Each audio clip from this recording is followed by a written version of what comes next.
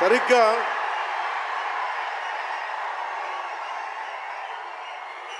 ఒక 2 సంవత్సరాల క్రితం భీమ్లా నాయక్ రిలీజ్ అయినప్పుడు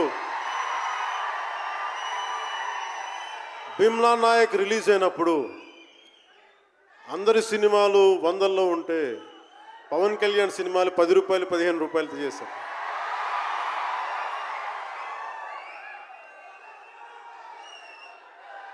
నేను ఒకటే చెప్పాను ఆ రోజున, మనల్ని ఎవడు ఆపేది.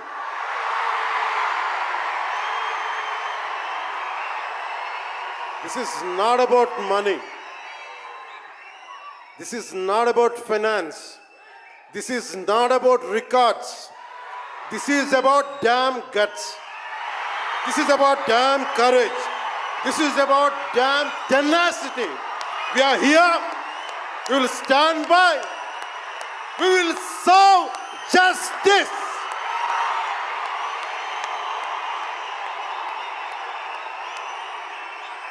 పవన్ కళ్యాణ్ ఎప్పుడు రికార్డుల కోసం ప్రయత్నం చేయాల.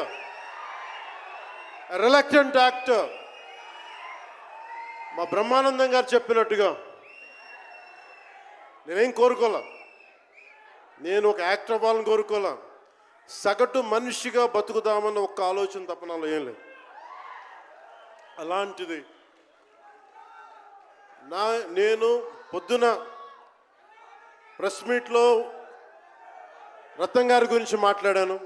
ఇప్పుడు మీకోసమే మాట్లాడతాను, నా అభిమానుల కోసం. ఈరోజు నేను ఇక్కడ నిల్చున్నాను, పడి లేచాను, పడుతూనే ఉన్నాను, లేస్తూనే ఉన్నాను. దానికి కారణం ఒకరే, మీరే.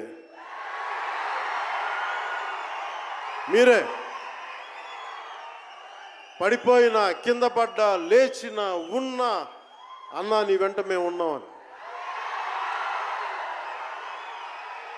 నా దగ్గర ఏమన్నా ఆయుధాలు ఉంటాయా? నా దగ్గర ఏమన్నా గుండాలు ఉంటారా? నా దగ్గర ఎవరు లేరు, గుండెల్లో ఉండే మీరు తప్ప.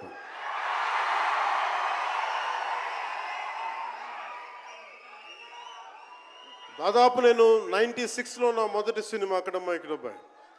ఇది 2025 అంటే ఆల్మోస్ట్ 29 to 30 years. అంటే దాదాపు 29-30 సంవత్సరాలు నేను చిత్ర పరిశ్రమకి వచ్చి. ఎలా ఉంది అంటే నాకే తెలియదు, అలా కాలం ఇట్లా అయిపోయింది. కానీ కొంత వయసు పెరిగిందేమో కానీ గుండెల్లో చావు ఇంకా చావులకే బతికాం. ఇక్కడే సభలో సర్దార్ గబ్బర్ సింగ్ సినిమాకి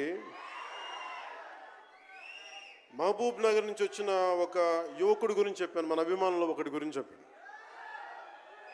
అన్న నువ్వేమి ఇవ్వదు, ఒక హిట్ ఇవ్వన్నా చాలని. ఆ రోజు నేను భగవంతుని కోరుకున్నాను, నా అభిమానుల కోసం, నా కోసం కాదు కానీ ఒక హిట్ ఉంటే బాగుంటుంది అని కోరుకున్నాను. అది హరీష్ శంకర్ గబ్బర్ సింగ్ వల్ల తిరిగి వచ్చింది. కానీ ఈ సినిమా చాలా డిఫికల్ట్ టైమ్స్లో చేశాను. ఇది సినిమాల మీద టెక్నీషియన్గా నేను ఉండి ఒక నిమిషం సినిమాలు కష్టంగా ఉండి, ఒక సినిమా చేయడం ఎంత కష్టమో, సినిమా చేయడం చాలా చాలా కష్టం. నేను మీతో పంచుకోదలుచుకున్నాను ఈ రోజున. మీకు సంబంధించి నేను మొదటి సినిమా నుంచి ఇప్పుడు దాకా జానీ సినిమా నేను చేసినప్పుడు అది ఫెయిల్ అయితే, ఆ సినిమా ఫ్లాప్ అయితే ఎలా ఉంది అంటే ఆ రోజు నా పరిస్థితి, వరుసగా హిట్లు కొట్టి కూడా ఒక్క సినిమా ఫ్లాప్ అయితే అందరూ మీరు వదలలేదు. నేను మీ గురించి ఎప్పుడు మాట్లాడతాను అంటే ధనం మూలం మిదం జగత్ అంటాం. అంటే అన్ని బంధాలు, కార్ల్ మార్క్స్ చెప్పిన అన్ని బంధాలు ఆర్థిక బంధాలని సినిమా పరిశ్రమలో మరింత బలంగా తెలుస్తాయి. నా రెమ్యునరేషన్ ఇచ్చేసాను అని నా దగ్గర అంతమించి డబ్బులు లేవు. కానీ ఆ రోజు నుంచి ఈ రోజు దాకా ఒకటైతే మార్పు జరిగింది. నేను చిత్ర పరిశ్రమ హిట్స్, ఫ్లాప్స్ ఇవన్నీ వదిలేసి నేను ఒకటే నమ్మాను, నా అభిమానులు నాకున్నారు, నన్ను ప్రేమించేవాళ్ళు ఉన్నారు. డబ్బుకి ఎప్పుడు నేను ప్రాధాన్యత ఇవ్వాలి. నేను ఇచ్చింది బంధాలకు నేను ప్రాముఖ్యత ఇచ్చాను. మనిషి నుంచి మనిషి బంధం. నా గుండె నుంచి మీ గుండెకి 2 గుండెల దూరం అంతే. నేను ఏమి కోరుకోలే, చాలా కష్టాల్లో ఈ సినిమా చేశాం. పేరుంది, ప్రధానమంత్రి గారి దగ్గర నుంచి అందరు తెలుసు, కానీ దానివల్ల డబ్బులు రావు. మనకి డబ్బులు వచ్చే సినిమానే రావాలి. కానీ సినిమాని ఎలా చేస్తాం? మిమ్మల్ని రంజింపజేయాలి, మిమ్మల్ని ఆనందింపజేయాలి. మనకి ఖుషీ లాంటి సినిమా తీసిన ఏఎం రత్నం గారు ఎప్పుడో 2017లో ఎప్పుడో సినిమా వచ్చి మీరందరూ తిడతా ఉంటారు కదా నన్ను, ఎంతసేపు రీమేకులు చేస్తావు అని. కరెక్ట్, ఏం చేయమంటారు చెప్పండి? మనకెవరు పెద్ద పెద్ద దర్శకులు లేరు. మన కింద నుంచి వచ్చిన వాళ్ళం. మనకి ఒక్క నిమిషం,